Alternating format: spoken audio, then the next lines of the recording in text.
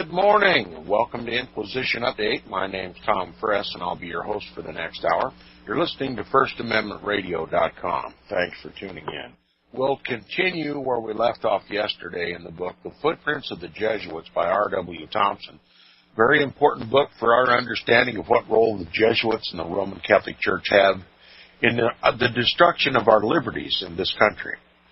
And we're looking at history and seeing that history is indeed repeating itself. We're talking about a period of time when the nations of Europe, having experienced the Protestant Reformation and the liberties that came forth from that, established their own forms of government and their own constitutions, guaranteeing the rights and liberties of the people and placing the government under restrictions. This was viewed by the papacy and the monarchs of Europe over which he ruled as an attack upon the monarchical system, an attack upon the papal system that had survived almost since the beginning of the Roman Catholic Church. The Pope ruled over the kings of the earth, and this was liberty proclaimed throughout Europe and the throwing off of the papal temporal yoke and that of the kings over which he ruled. Now, Spain, one of the most pristine Roman Catholic countries, it is a Roman Catholic country. No other religion is tolerated in Spain at this time, but the Catholics were sick and tired of the Pope exerting his temporal power, and the king, who was subservient to the papacy, who tyrannized the people. So they adopted their constitution, guaranteeing certain rights and liberties. So the Holy Alliance went into action, and it says Louis the 18th of France, as one of the allied sovereigns who had undertaken to preserve monarchism and defeat all popular governments at every hazard, marched an army into Spain for the sole purpose of subduing the people and setting the Constitution aside, so that the state of things that had so long existed under King Ferdinand VII should continue. In other words, to restore the monarchical system, to overthrow the Constitution, to do away with the liberties proclaimed by the people and the restrictions held upon the government, and to restore papal monarchism in Spain. France, seeing the threat to monarchism, marched an army into Spain to replace that old monarchical system, the old world order. Now, it was this unnatural and unjust war that carried back the Inquisition and the Jesuits into Spain. Nothing could have been more grateful to the Jesuits, because they thought they could see in it the triumph of monarchism over the people. So we can liken Jesuitism to monarchism. And it says they followed this army of invasion with as much delight as famishing people go to a feast, that they exulted when it succeeded in overthrowing the Constitution, and when they saw the feet of the perfidious King Ferdinand VII once again upon the necks of the Spanish people, no reader of history will doubt. They nestled themselves in the country, says the historian Greisinger, more firmly than ever, seemingly encouraged by the hope that the cause of popular rights was lost forever among the Roman Catholic population of Spain. But this unrighteous triumph was short-lived. Another crisis in the affairs of Spain occurred upon the death of Ferdinand VII, when after a bloody civil war of 6 or 7 years, the ill-fated Isabella was placed upon the throne, and another liberal constitution was proclaimed.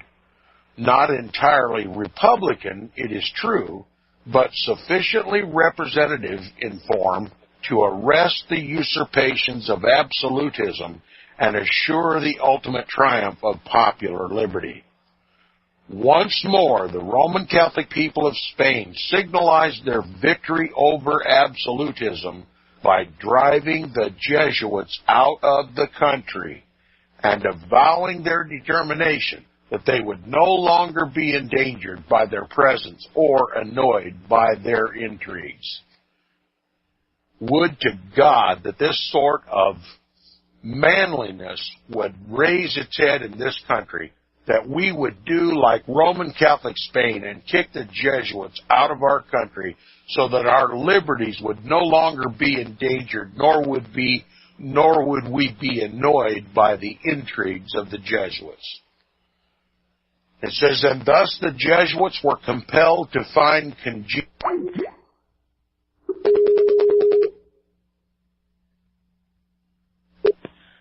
Okay, we'll try this again. Obviously got a better connection now, and I apologize to my listeners for the interruption. It says, once more, the Roman Catholic people of Spain signalized their victory over absolutism by driving the Jesuits out of the country and avowing their determination that they would no longer be endangered by their presence or annoyed by their intrigues.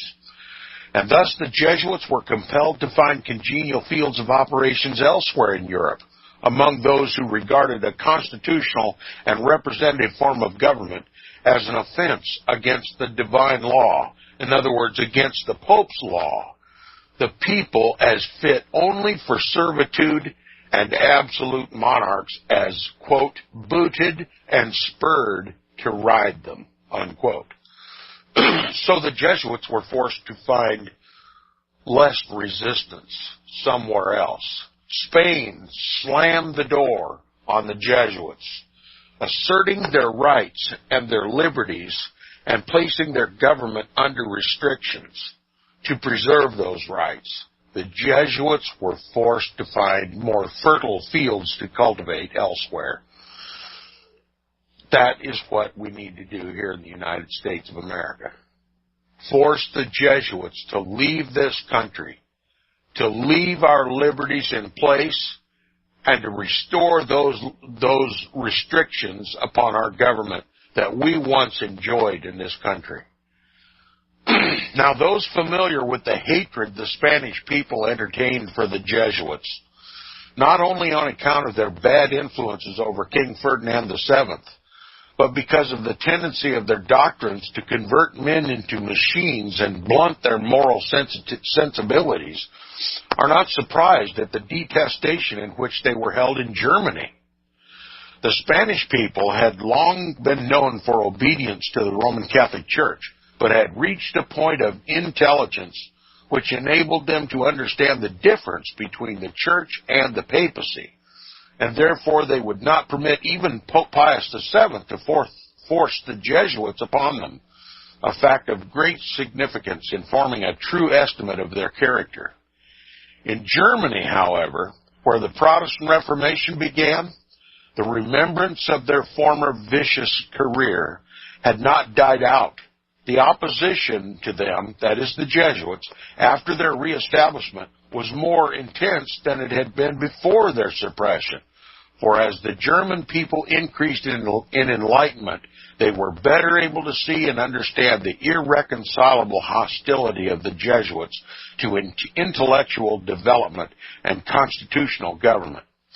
Their own experience had taught them that reconciliation and concord between Protestants and Roman Catholics were not only possible, but desirable.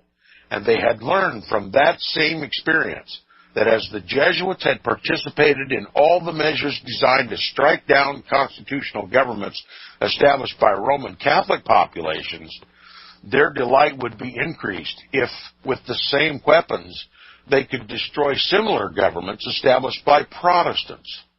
Therefore, the German people built around themselves a wall of defense in their own intellectual enlightenment, which Jesuit craft and ingenuity has in vain endeavored to undermine. France, Austria, now you can see by this successful cooperation between the Roman Catholics of Germany and the Protestants of Germany to keep the Jesuits out is what could be availed in this country if wisdom prevailed, if a knowledge of history prevailed, if a knowledge of this history prevailed Roman Catholics and Protestants together could force the Jesuits out of the country to maintain our liberties and to keep the limitations upon our government. Now, some of my listeners would say, well, Tom, you almost sound ecumenical. Not in the least. I do not espouse any cooperation with Roman Catholicism on religious levels. It is the Church of Antichrist, the synagogue of Satan. No compromise is to be made with God's Word. Okay? But Roman Catholics in this country, if we maintain our liberties, liberty of speech, liberty of the press, liberty of religion, liberty of conscience, Protestants have a chance to proselytize Roman Catholics and show them the error of their church. And that can only happen if we maintain the liberties that were established in this country at its founding by the Protestants who lived here. Our Constitution and Bill of Rights are a product of the Protestant Reformation. Our entire form of government is a product of the Protestant Reformation. The Catholics value those liberties as much as we do. Now, if the gospel is going to be preached to the Roman Catholics of this country, those liberties have to be restored. And if it takes a union between Roman Catholics and Protestants to maintain our liberties so that the truth can go forward and the gospel can be preached to the Roman Catholics, then all the better. But I do not compromise one whit on doctrinal issues. Tradition has no place. The traditions of men have no place in the worship of God. There's no place in the Bible for a pope or his hierarchical system. And Roman Catholics can come to the knowledge of the truth just like the Roman Catholics who became the Protestant reformers. And were it not for them violating the laws that existed in that time that limited speech and the press and the printing of Bibles and the gospel being preached, the Roman Catholic monks who protested the Roman Catholic Church would have never heard the gospel. There would never have been a Protestant Reformation. But we have those liberties. No one has to violate the law to preach the Word of God.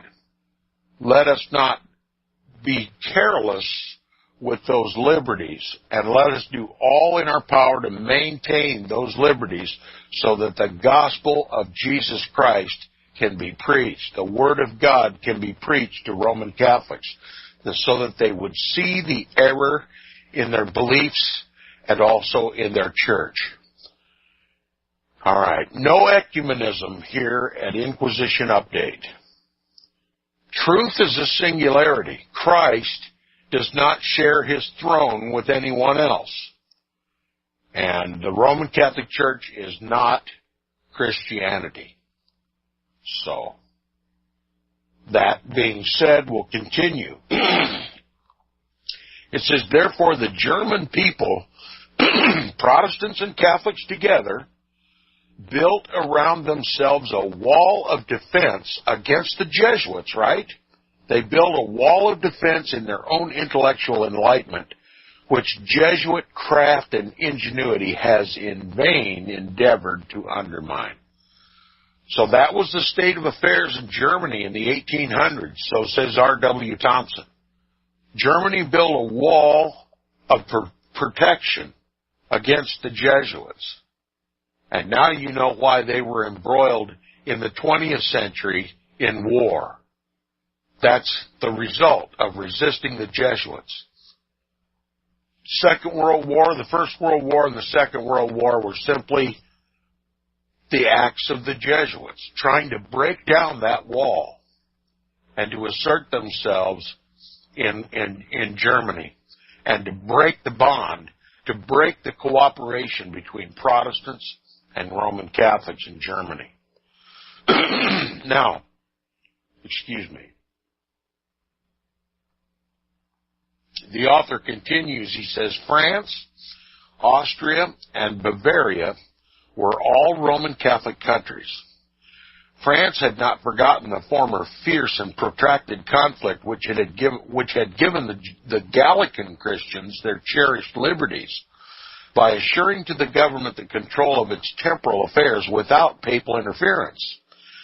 The collection of this revived also the remembrance of the fact that the Jesuits had been expelled because of their efforts to destroy these liberties. And hence, after their reestablishment, even King Louis XVIII, with his evident partiality for them as the untiring defenders of absolute monarchism, was unable, although backed by Pope Pius VII, to allow them again openly to enter France.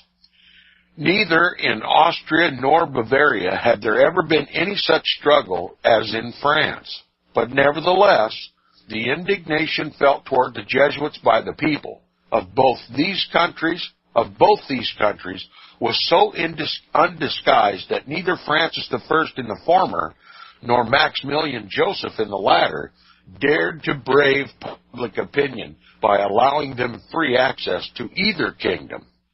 This impediment, however, only offered the Jesuits the opportunity to practice the arts of dissimulation and deception with which they are made familiar by their method of educational training. They surreptitiously entered France under the name of Pères de la Foi, in other words, Fathers of the Faith is what they called themselves, and they entered Austria and Bavaria under the name of Redemptionists. They did not venture in either of these countries to avow themselves openly as Jesuits because of the almost universal indignation toward them by these Roman Catholic populations.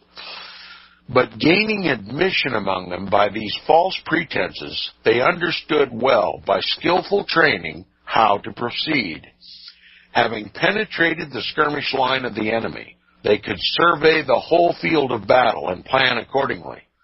Every Jesuit who stealthily crept into France or Austria or Bavaria under these masks of hypocrisy stood toward the people of these countries as the Italian bandit does to his unsuspecting victim, ready to strike home his stiletto in the dark.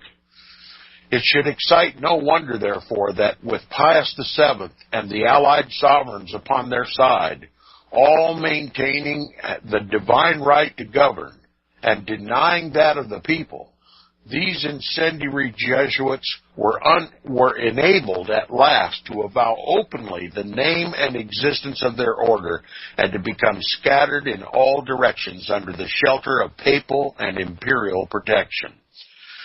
Thus supported, they extended themselves over the adjacent states, even as far as Rhenish Prussia, opened their colleges and schools, and permitted but little time to elapse before they assumed their former dictatorship over governments and peoples. Since then, they have again revived their old imperial airs among all the nations, especially where they have found shelter under liberal institutions, and seem to be again inspired by the Pope, if not the belief that their ultimate triumph over Protestantism is assured, and that Roman Catholic populations will bow down before them as the only divinely appointed exponents of the true apostolic faith. Pope Pius VII was encouraged by the success of the Jesuits and endeavored first to make them available in France to promote the interests of the papacy. Finding King Louis XVIII submissive to his authority, he proposed to him a concordat with provisions intended to destroy the Gallican liberties. Remember the French Gallican Catholics who won hard-fought liberties in France? They insisted that the Pope could remain the head of the church, but he could not control their government nor oppress them. The Gallican Catholics of France. And here this Pope and this King propose a concordat to destroy those Gallican liberties and bring France into the condition struggle after so hard. Let me read that again. Finding Louis XVIII submissive to his authority, He proposed to him a concordat with provisions intended to destroy the Gallican liberties and bring France into the conditions struggled after so hard by Pope Boniface VIII, that is, of absolute submission to the papacy in temporals as well as spiritual affairs. King Louis XVIII was weak enough to agree to this concordat, manifestly under Jesuit influence. But the Roman Catholic people of France were not so easily entrapped as the Pope and the King had supposed, and the latter soon learned that even his royal authority was not sufficient to enforce this odious measure. He was compelled, therefore, by the force of public sentiment, merely by the force of public sentiment, to abandon it, although France still submitted to the presence of the Jesuits. The failure of the Concordat, however, was a sore defeat, but defeat only incensed the passions of Pope Pius VII. The hatred of the Jesuits in Germany was shared alike by Protestants and Roman Catholics. These two bodies of Christians, and again, R.W. Thompson considers Roman Catholics to be Christians. I do not. They don't know Christ. They only know their church, which convinces them that they represent Christ. But when they come to the knowledge of Jesus Christ, they leave the Roman Catholic Church. There is a diabolical and diametric difference between the body of Christ and the Roman Catholic Church. And once that is evidenced by Roman Catholics, they leave the Roman Catholic Church behind and enjoy the liberty of Christ. He says, these two bodies of Christians agreed that they would unite in maintaining freedom of worship. That is, they would return to the old order of things which existed before peace and harmony had been disturbed by the Jesuits at their first appearing in Germany. They signed a concordat to that effect and sent it to Pope Pius VII for his approval, intending that he should realize how easy it was for Christians to live together in harmony, notwithstanding differences of religious belief prevailing among them. The importance of this movement cannot be overestimated. If the Pope had thrown his great influence in its favor, its beneficial results would have been universally felt. But Pope Pius VII seemed not to know that such a union among Christians was possible, positively and peremptorily refused his assent to this just and liberal arrangement, declaring that it would, quote, compromise his temporal and spiritual power, unquote. Now you have to ask yourself, after what we've just read, that the Protestants and the Catholics together in Germany proposed a concordat with the papacy, trying to convince the Pope that Catholics and Protestants could live together in peace. And this Pope rejected the concordat and said that it would compromise his temporal and spiritual power. Why? Because the Protestants won't acknowledge his temporal and spiritual power. They know he's the Antichrist. The Protestants in Germany were a product of Martin Luther, the Lutheran Church. And Martin Luther distinctly and repeatedly proclaimed the papacy to be the Antichrist. And yet Protestants and Catholics were living together in peace in Germany. And the Pope simply would not accept that peace because it compromised his temporal and spiritual power. The Protestants knew what Martin Luther said about the papacy. We'll be back right after these messages. You're listening to Inquisition Update on FirstAmendmentRadio.com.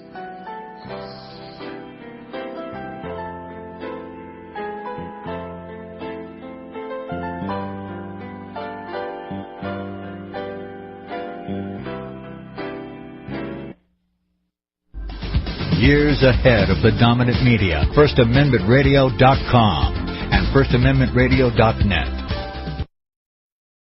100 days, 100 subscribers at $7 will bring FirstAmendmentRadio.com to the minimum level necessary to sustain it through 2015. Go to support.FirstAmendmentRadio.com. $7 a month. Really, you can afford that for our Protestant First Amendment rights and the gospel of the kingdom message.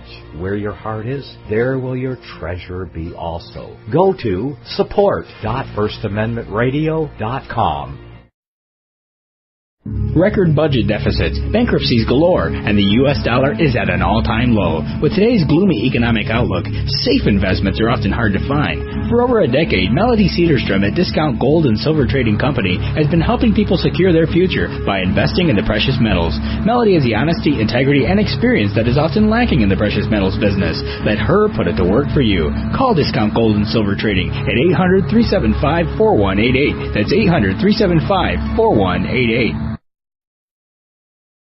Visit crosstheborder.org, C-R-O-S-S, crosstheborder.org, to get your print, EPUB, or PDF version of the book, The Rapture Will Be Canceled. That's crosstheborder.org. I know you all want answers, and believe me, so do I, and I'll do my best to get them. Despite Nicolas Cage's promise to do his best to get left behind rapture answers for us, don't hold your breath. Not everyone believes Left Behind is true prophecy. Some may even regard as conspiratorial the mainstream re-release of the Left Behind movie with actor Nicolas Cage portraying the main character as an attempt to further reinforce in the minds of all this perception of false prophecy in order to condition the masses for the play about to begin. If you want true Bible prophecy answers, get the book, The Rapture Will Be Canceled. The author exposes the Latin rapture origin, the 7-year tribulation deception, true Bible revelation of Daniel's 70 weeks, the abomination of desolation, the restrainer, America in the revelation, the image of the beast and the mark of the beast, and the truth about God's chosen people, and so much more about Bible prophecy. This book will shatter the Left Behind paradigm of future events. Get the book, The Rapture Will Be Canceled. Visit crosstheborder.org, C-R-O-S-S, crosstheborder.org, to get your print, EPUB, or PDF version of the book, The Rapture Will Be Canceled. That's crosstheborder.org.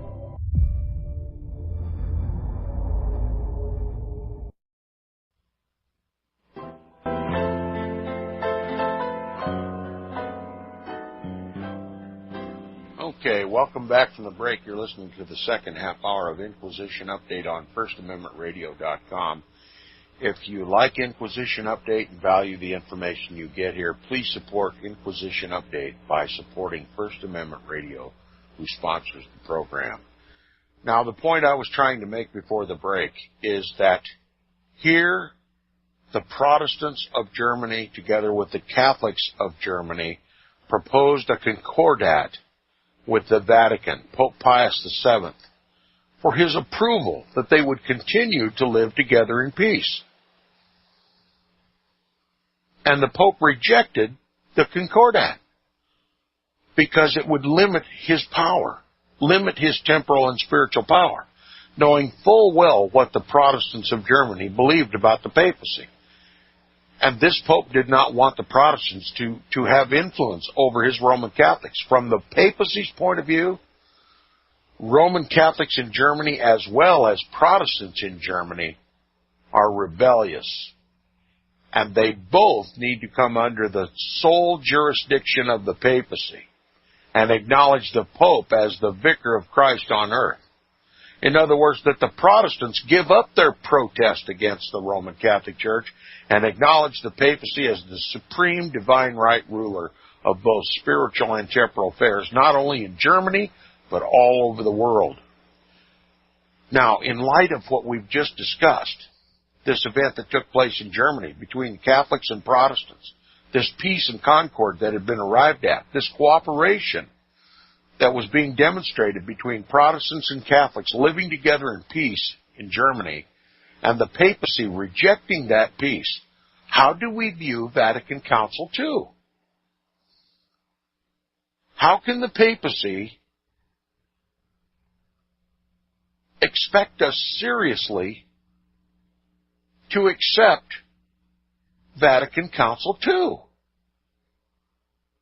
when the papacy only 100 years before rejected a cooperative spirit between Protestants and Catholics in Germany? The point I'm trying to make to my listeners is Vatican Council II was a ruse. It was a ruse that was designed to benefit the papacy and to be the destruction of Protestantism. And that's how it is being seen by more and more Christians who once believed that the ecumenical movement was a union of all Christians, when in fact it is union of all the world's religions, pagan and Christian and Catholic, under the authority of the Pope. It's an attempt to create a new world order, where the Pope is the divine right sovereign of the whole world. And disingenuousness is not a word that could even describe the deception that the papacy has perpetrated upon the earth with Vatican Council II. And the world is going to repent of Vatican Council II, and if it doesn't, all hell is going to break loose against God's Bible-believing, God-fearing people. Because if the papacy can successfully unite all the religions of the world and maintain his hatred for the Bible and for those who read it and believe it and for those who honor Christ and him alone, are going to be the odd man out. And there's going to be an inquisition, an attempt by the Roman Catholic Church and the Jesuits to drive us to desperation. And I believe open, government-sponsored religious persecution against those who they are going to call religious radicals, fundamentalists, those who will not compromise, who say that their way is the only way. But the Bible clearly tells us there's no other name given among men whereby you must be saved. And those who hold truth to the faith of Jesus Christ are going to find themselves persecuted just like our predecessors. And I only hope the faith of God's people are strong enough to stand fast in Christ and accept our fate with dignity, proclaiming Christ to the very end. Now, there was a concordat proposed by the Catholics and Protestants together in Germany, a concordat that offered the papacy to acknowledge religious liberty. And the papacy refused. And it said it would compromise his temporal and spiritual power. And the author continues, he says, all classes of German Christians, howsoever they otherwise differed, rebuked this Pope's illiberality and adhered to the conciliatory course toward each other. Pope Pius VII, realizing the necessity of fulfilling his obligation to the Allied sovereigns, remember the Holy Alliance, a cooperative effort between the monarchs of Europe and the papacy and the Jesuits to maintain the monarchical system. It says, fulfilling his obligation to the Allied sovereigns and of keeping the Jesuits in the active service of the papal and imperial cause, became intensely excited at this German persistence and expressed his indignation in strong language. His course is thus explained by the historian Cormenin. Quote, he rallied around him the kings of the Holy Alliance, declared a terrible war against liberal ideas, fulminated excommunications against the Democrats of France, the Illuminati of Germany, the Radicals of England, and the Carbonari of Italy, unquote, which includes everything that tended at that period towards liberalism and popular government. Manifestly, however, his anger was specially aroused at the thought of religious toleration, which looked at from the papal standpoint meant the loss of monarchical power and consequently heresy. With this tremendous combination confronting them, composed as it was of the papacy, the allied sovereigns, and the Jesuits, what other remedy but revolution was within reach of the people?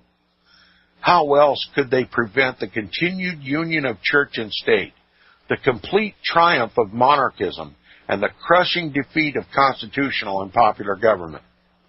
Nobody needs to be told to what extremities the allied sovereigns were ready and willing to go to accomplish these results. And when supported by a pope like Pope Pius VII, and he by the Jesuits, whose society had been reestablished for that express purpose, they proposed an organization of such a character, so formidable and vast in its proportions, that there was left to the multitude no other possibility of escape than by asserting, as the people of the United States had done, their natural right to civil and religious liberty. No question about the form of religious faith was involved, except insofar as the Pope, the Allied sovereigns, and the Jesuits were united in maintaining that the only true religion was that based upon the joint monarchism of church and state. In other words, that the faculties of the human mind should remain undeveloped in order to fit the people for inferiority and passive obedience to authority. That's what the Jesuits want. They want society to be just as much a robot, just as much a cadaver in the hands of the Pope as they are to the Jesuit general. To completely unman society and to make us all mindless, willful vassals of the Roman Catholic hierarchy.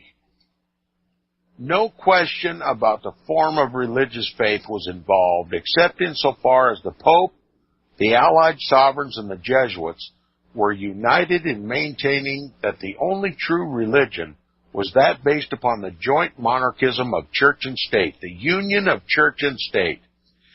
In other words, that the faculties of the human mind should remain undeveloped in order to fit the people for inferiority and passive obedience to authority. That's what the papacy wants for the whole world. That's what the New World Order is going to be like. Or that's what they hope it will be like. And it's up to God's people. Will there be any resistance to this Vatican Jesuit-led New World Order, or will we all just passively acquiesce in defeat? It says, hence, when the Roman Catholic populations came to realize what Protestantism had done in a few centuries to enlighten and elevate multitudes of people, it required but little intelligent thought to see that the combination which threatened to deprive them of liberties essential to their welfare was violative of the true faith of the Church they revered and from whose proper teachings they were unwilling to depart. They could readily understand that it was the papacy, not the Church, that had led them to the very edge of a fearful precipice. They were animated by the inspiring influence of liberty, always broad, generous, and conciliatory. Yielding, therefore, to the instructive teachings of nature, they found themselves no less desirous than others to enjoy the protection of constitutional government, and no less willing than others to resort to the ultimate remedy of revolution when assured that their just rights could not otherwise be obtained. Thus only are we enabled to account intelligently for the revolutions of the Roman Catholic states, organized as they were to resist the tremendous conspiracy of European monarchists in both church and state to defeat the formation of popular constitutional governments and to overthrow them where they had been formed. The United States is where that type of government was established. The papacy, together with the allied monarchs of Europe, with the assistance of the Jesuits, did all that they could do to destroy the Protestant Reformation and popular forms of government. And you just have to know that that is their goal here in the United States of America. And it's high time that people stop wondering why we are losing our liberties and accept what history reveals to us, that if we lose our liberties in this country, as R.W. Thompson says in this book and his previous book, The Papacy and the Civil Power, if we ever lose our liberties in this country, it will be because of the sinister machinations of the Jesuits and the papacy and the blue blood divine right monarchs who believe that they sit in the place of God Almighty and that they can do no wrong in any attempt to bring the people to their feet in worship. If we lose our liberties, it's because of the papacy and the Jesuits and the monarchists who have allied themselves against Christ and His people. Now, you can talk Democrats and Republicans, you can talk politics all you want, but you're only deceiving yourself if you do not understand the underlying motivation that energizes both the Democrats and the Republicans. That's the establishment of a global government. They are betraying the American people, both left and right. That's the reality. It's a hideous reality, but it's no less a reality. And it's time for us to deal with it in real ways. It says, these revolutions followed each other so rapidly as to prove the existence of a common purpose. And the nearer they were to Rome, the more violent were the passions which incited and followed them. The masses of the people were unwilling to submit any longer to their own humiliation, even in the face of the fact that Pope Pius VII had, by assuming infallibility never authorized, placed the Roman Catholic Church in the attitude of approving the doctrines and purposes of the Holy Alliance. In other words, he acted as though he were divine and infallible and instructed the church to uphold this holy alliance. He got the priests involved and trying to bolster the Roman Catholics who were in a state of rebellion against the papacy, trying to establish their own constitutions and their own rights, were being opposed by their churches. He says they accepted with reverential fidelity the faith proclaimed by, quote, the fathers, unquote, of the apostolic age, the conciliar decrees and the true traditions of the Roman Catholic Church, but were unwilling to have it perverted by either the papacy or the Jesuits so that it should be made the pretext for holding them and their posterity in vassalage. In other words, the Roman Catholic men, women, rebelled against this, desiring liberties from the papacy, sick and tired of the iron chains of Rome wrapped around their consciences and their bodies. It was Roman Catholics who stood up against the papacy. And don't forget, the Protestant reformers were Catholics before they protested. He says, they courageously determined, therefore, to free themselves from bondage, being no longer willing to be bound with fetters, whether drawn from the arsenals of the papacy or newly forged in the workshops of the Jesuits. These revolutions might have been avoided and might have been arrested after they broke out by the authority of the Roman Catholic Church in the hands of a pope less intent upon the possession of temporal and monarchical powers than Pope Pius VII, and less willing than he to patronize the Jesuits and participate in the purposes of the quote-unquote Holy Alliance for political and ambitious ends. But Pope Pius VII was constrained by the circumstances surrounding him as the representative of the papacy to discard all other considerations except such as promised success to the Allied powers, to whose triumph over the people he contributed, as far as he could, all the authority of the Church.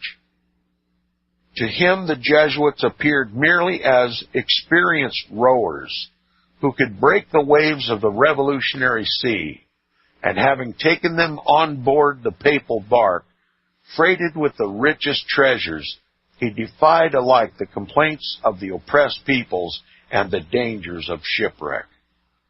What Pope Pius VII was not disposed to abate in the least, the claim to universal sovereignty which some of his predecessors had asserted for the papacy, and was therefore incompetent to deal compromisingly with any of the pending questions, is abundantly demonstrated by the history of his pontificate. His assumption that he occupied God's place upon the earth, and was so clothed with divine authority that no human tribunal could rightly inquire into his conduct or motives, placed him in the attitude of bold defiance to the sentiment of liberalism then rapidly permeating the whole body of the people. He mistook the papal dogmas of Gregory VII, Innocent III, and Boniface VIII, and a few other popes for the Christian doctrines of the 19th century. After Napoleon had extended the empire of France into Italy, it became necessary to adjust the relations between the spiritual and the temporal powers.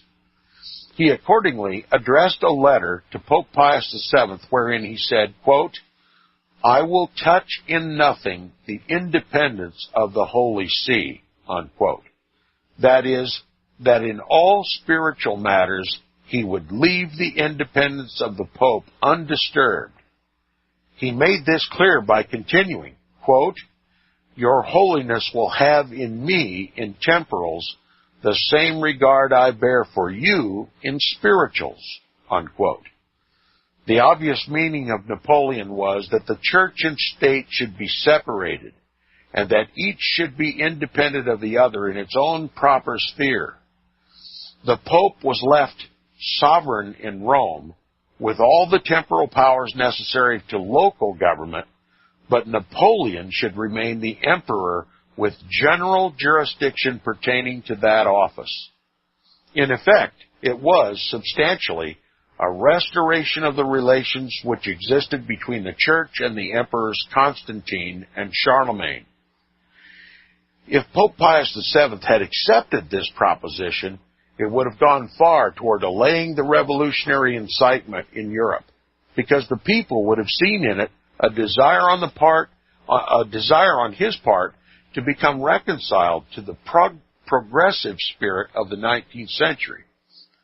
It would have been accepted as a recognition of the fact, of which European society had then become conscious, that the wonderful advancement of the United States was attributable mainly to the separation of church and state. But this was what Pope Pius VII intended neither to concede nor to recognize, for it was plain to him that if the church and the state were separated in Italy, the papacy would come to an end.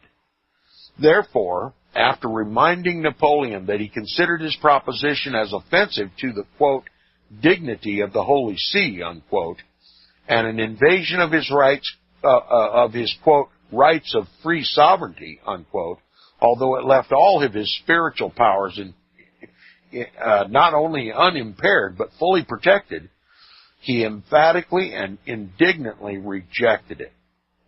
After declaring that, quote, "It is not our will, it is that of God, whose place we occupy on earth," unquote, he proceeds to define the relationship between the spiritual and the temporal powers in these unequivocal words. Listen to these words straight from the pit of perdition.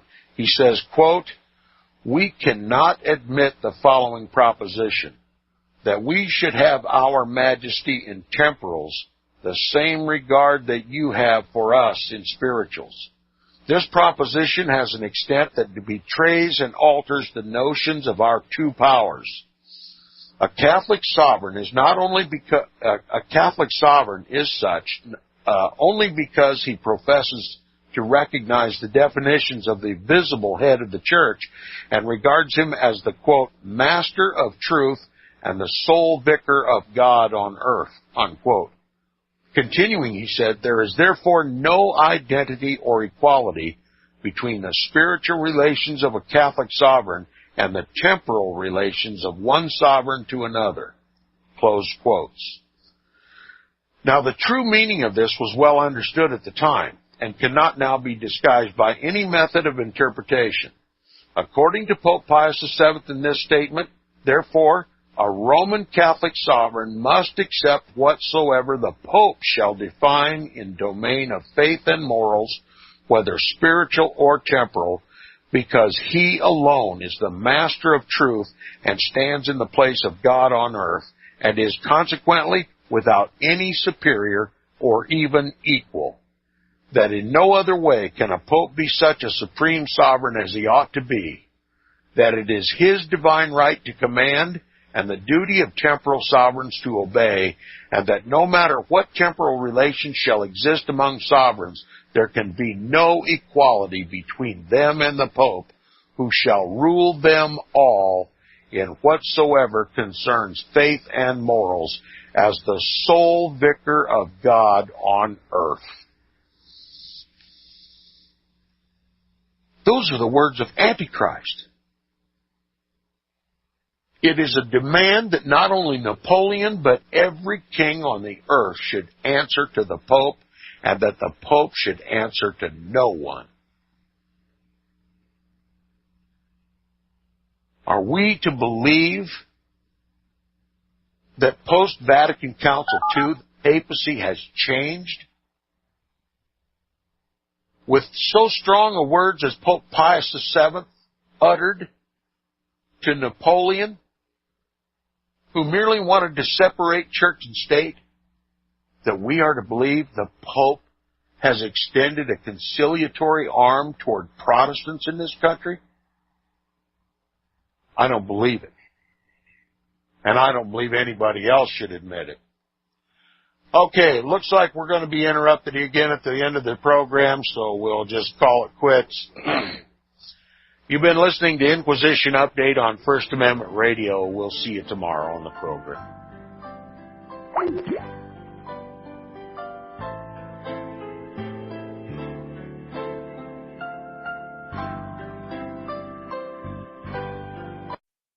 Visit crosstheborder.org, CROSS, crosstheborder.org, to get your print, EPUB, or PDF version of the book, The Rapture Will Be Canceled. That's crosstheborder.org. I know you all want answers, and believe me, so do I, and I'll do my best to get them. Despite Nicolas Cage's promise to do his best to get left behind rapture answers for us, don't hold your breath. Not everyone believes Left Behind is true prophecy. Some may even regard as conspiratorial the mainstream re-release of the Left Behind movie with actor Nicolas Cage portraying the main character as an attempt to further reinforce in the minds of all this perception of false prophecy in order to condition the masses for the play about to begin. If you want true Bible prophecy answers, get the book, The Rapture Will Be Canceled. The author exposes the Latin rapture origin, the 7-year tribulation deception, true Bible revelation of Daniel's 70 weeks, the abomination of desolation, the Restrainer, America in the Revelation, the image of the beast and the mark of the beast, and the truth about God's chosen people, and so much more about Bible prophecy. This book will shatter the left-behind paradigm of future events. Get the book, The Rapture Will Be Canceled. Visit crosstheborder.org, CROSS, crosstheborder.org, to get your print, EPUB, or PDF version of the book, The Rapture Will Be Canceled. That's crosstheborder.org.